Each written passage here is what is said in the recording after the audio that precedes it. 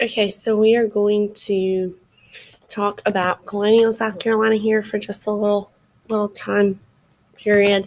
Um, so let's first talk about the settlement and change a little bit. Some of this, obviously, I'm going to skip past. This kind of gives you an idea of where the Carolina Charter is. Okay, so what we have is 8 lords proprietors. They are noblemen. They are kind of high social status, and they get a charter from King Charles II, giving them the power to be in charge of this colony. So to finance the colony, they collect what is called an annual rent from the settlers, a quitch rent. But they had a hard time getting the money, and they had a hard time enforcing people paying. So none of them ever actually went to Carolina. So obviously there's a hard time forcing that. They're not even there. Early efforts at colonizing failed.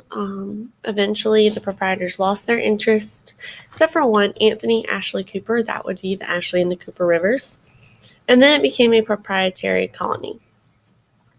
So the Lords Proprietors controlled the colony through a governor and a grand council, which included the representatives of the proprietors.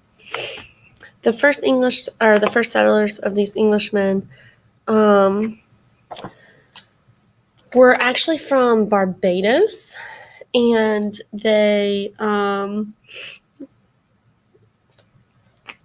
bought this they brought their well-developed slave system.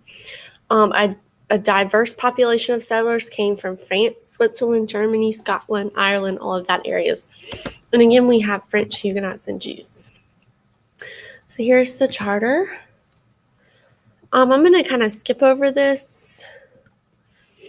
Here it does kind of show that voyage. There is actually, and this will come into an important aspect when we talk about the trading, is that coming from England, they actually have to go down and around. They cannot go straight across.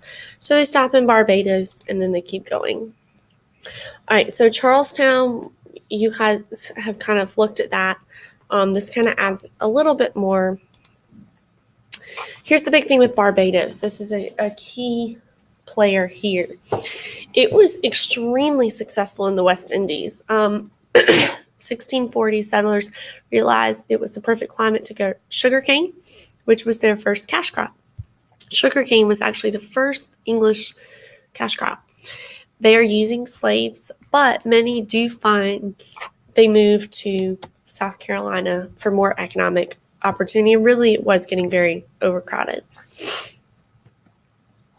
So this is when we start seeing the African slaves being brought by those from Barbados. They have this rich history of music, dancing, wood carving, storytelling, folk medicine, and worship.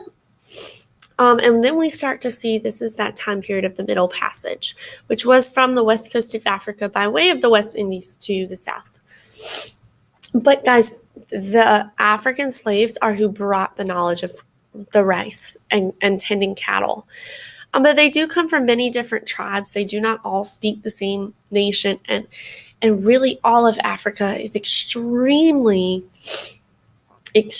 diverse. There are many indigenous languages and nations, and it is a very complex system. But there is a group that creates a common language called Gullah, which was a mix of some of the West African and the English language. So Gullah people lived on the sea islands along the coast, and is the name that many people still in that area speak. They knew more about growing rice than any of the plantation's owners.